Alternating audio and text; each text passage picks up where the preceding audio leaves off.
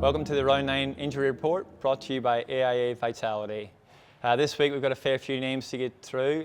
Top of the list, as you probably have heard, would be Jeremy Howe. So Howe had a setback on Saturday, just to give you some context around the lead up to what had happened and obviously the resultant surgery that Howe would go into on Thursday was off the back of the PCL surgery last year when he had the hamstring donor graft. Basically what happens is that there's scar tissue that forms down over time to heal over that site. In the West Coast game, when he had that episode, it had taken away some of the scar tissue. On rescan, it had showed that it had only taken away probably 30% of the scar tissue. So generally what would happen is in an incident like that, 100% of the scar tissue would lift away and you'd end up with full function of your hamstring.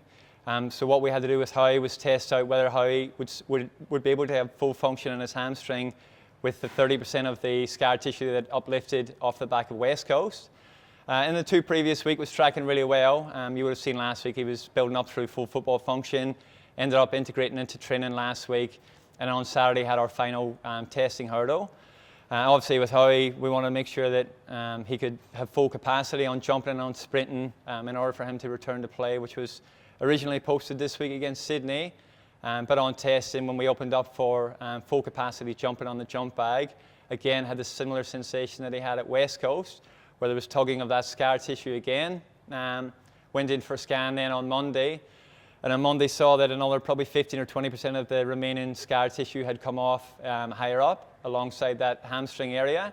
And with consultation then with the specialist, basically came to the conclusion that because the scar tissue is probably 3 times the amount that would normally be seen in a post-operative surgery from his PCL, that scar tissue had to be then surgically removed. So rather than it coming off naturally and allowing Howe to have full function through training and repetition, the end result was going to be obviously a surgical removal, which is going to happen now on Thursday. So really disappointing news for Howe. That'll probably be 12 to 14 week recovery timeline on Howe. But as I say, we had to exhaust all avenues and test out whether the remaining scar tissue was going to inhibit his function, and which indeed at the end that was the case, where Howe didn't have that comfort and that ability, as I say, to extend himself to 100% on plyometric loading and sprinting.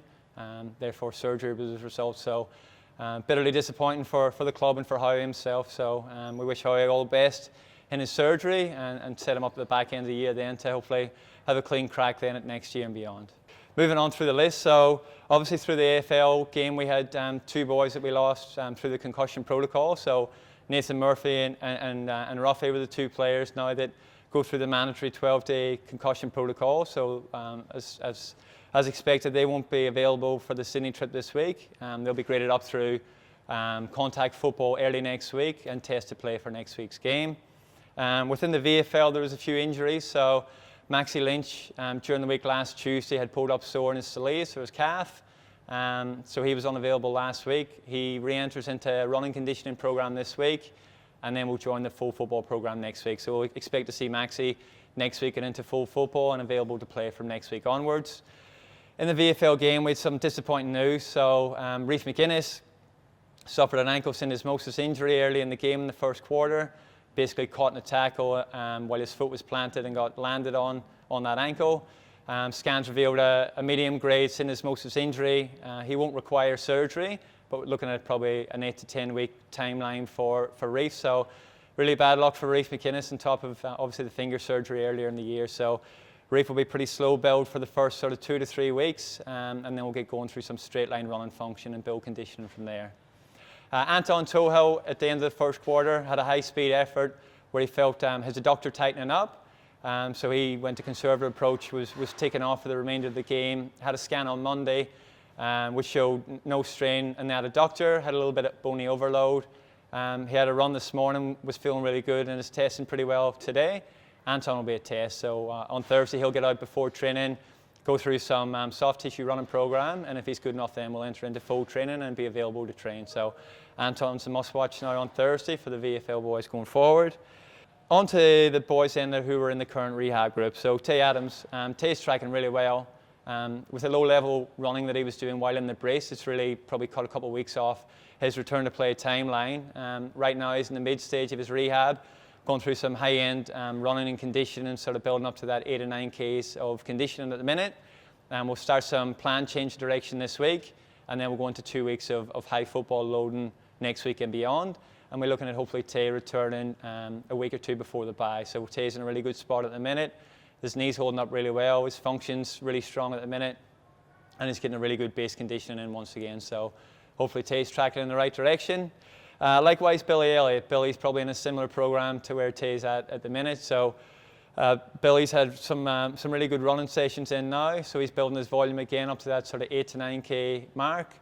He started some cutting and change of direction, some leading and repeat leads on Monday. So Billy goes through a Monday, Wednesday, Friday loading program this week.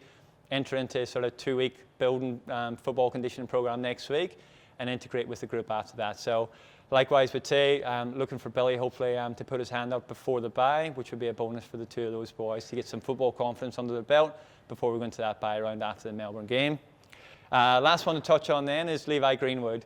Still out at the minute with suffering concussion symptoms, has been building up gradually through conditioning football program, but is still, as I say, suffering symptoms off the back of some low to medium level football work. So at the minute he's back down into just purely running conditioning program this week, and we'll assess the symptoms going forward before he returns into the main group for football training and beyond. I'd say pretty lengthy injury list this week going into the Sydney game. Both teams are playing up in Sydney this week, so it'll be great for the whole squad to get together and get up to Sydney and hopefully come away with 2 wins this week. So I'll update you next week on the progress of all those boys and hopefully shorten up the list next week and beyond. Let's get a win this week. Go Pies.